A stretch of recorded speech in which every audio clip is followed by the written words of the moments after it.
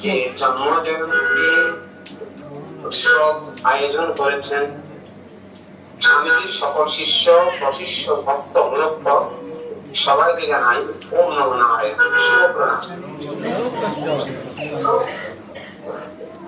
গৌরাঙ্গ মহাপ্রভুর সেই স্মরণীয় আশীর্বাণী পৃথিবীতে আছে যত নগরাদি গ্রাম সর্বত্রই প্রচারিত হইবে। এটা করছে বলে হলে এটা ভুল হবে। এটা আমি আমাদের যে গুরুব্রতা যারা আছেন, আমাদের লিপ্টন ভাই এবং আমাদের দাদারা যারা এসেছেন এবং আরো অনেক ভক্ত আসছে, ওনারা আসতে পারে নাই বিভিন্ন সমস্যার আমাদের কর্মব্যস্ততার কারণে। তো সকলে পরামর্শ অনুসারে এবং বিশেষ করে আলানের মধ্যে আমি পঙ্কজ দাকে বলেছি এবং আমাদের বিপ্লব চৌধুরী দাদাকে বলেছি, ওনারা আমাদেরকে যথাযথ বলেছেন করেন, কোনো সমস্যা নাই, এটা করো, এটা তোমাদের সাথে আমরা আছি। এটা হচ্ছে প্রথম অধিদণ্ড গুরুদেবের আবির্ভাব উদযাপন করতে আছে।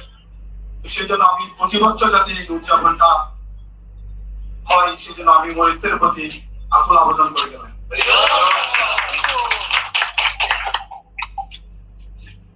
আসলে আমাদের গুরুদেবের প্রচার বলতে একদম বিগত কোনো বছরে হয় নাই। তো আমাদের কিছু গুরু ভাইয়ের উদ্যোগে হয়তো বা এই বছর থেকে শুরু হয়েছে। সকল গুরুদেব সকলের জন্য বড়। তো আমি সকল গুরুদেবের প্রতি সম্মান রেখে এই যে মনোতীর্থ প্রতি বছর প্রতি গুরুদেবের আবির্ভাব তিথি উদযাপন করে আসছি, সেজন্য আমি মনোতীর্থের সকল শুভাকাঙ্ক্ষী ভক্তবৃন্দের প্রতি কৃতজ্ঞতা জ্ঞাপন করছি। অদ্বৈতানন্দ পুরী মহারাজ সম্পর্কে আমরা যারা মানে খুব গভীরভাবে আপনারা যারা জানবেন, স্বামীজির সম্পর্কে অনেক কিছুই জানার আছে। তার সে বিবেকানন্দ স্বামীজি আপনারা দেখতে পাবেন মা কালীকে উনি কি পরিমাণ ইয়া করে গেছেন, কিন্তু মা দশমেহর বিদ্যার রূপ কিন্তু বিবেকানন্দ স্বামীজি উনি প্রকাশ করে যেতে পারেননি। শিবকল্পতরূপ অদ্বৈতানন্দ স্বামীজি, বিবেকানন্দ স্বামীজি যে দিন ব্রহ্মলীন হয়েছিলেন ঠিক সেই দিন একই তিথিতে শিবকল্পতরূপ অদ্বৈতানন্দ স্বামীজি জন্মগ্রহণ করেছিলেন। সবাইকে অনেক অনেক ধন্যবাদ। আসলে প্রবাসীর জীবন আমাদের সবার তাতে এলোমেলো হয়ে গেছে অনেক দিন, আজকে প্রায় 1-1.5 বছর ধরে ঋষিধাম থেকে দূরে আছি, অনেক কিছুই ভুলে যাচ্ছি আসলে।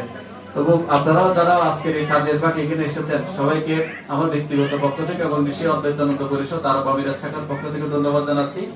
মনোতীর্থ প্রবাসী গীতা সংঘের জয় হোক, জয় গীতা। ধন্যবাদ সবাইকে।